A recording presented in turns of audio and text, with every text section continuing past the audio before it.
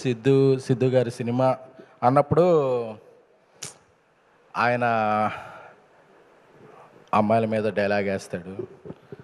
Youth పరంగా ఏదో ఒక కసవర్డ్ యూజ్ చేస్తాడు అని చేస్తాడు. కానీ ఎంతోమంది హీరోలు చేయలేని పని ఆయన పీక్లో ఉన్నప్పుడు ఒక మహిళా దర్శకురాలికి డెబ్యూట్ సినిమా ఛాన్స్ ఇచ్చాడు. This is the greatness of first greatness of Siddhu గారు. We have to address this.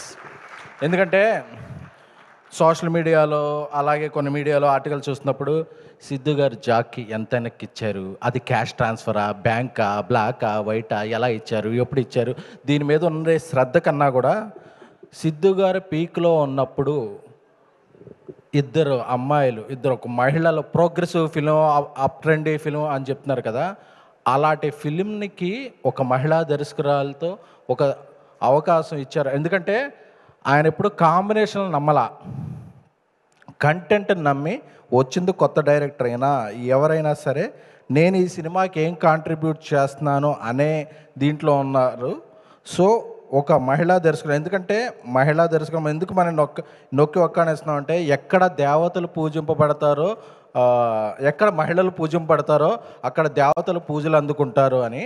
ఏ ఇండస్ట్రీలో ఎక్కువ మంది మహిళలు ఉంటారో అప్పుడు ఆ ఇండస్ట్రీ బాగుంటుంది.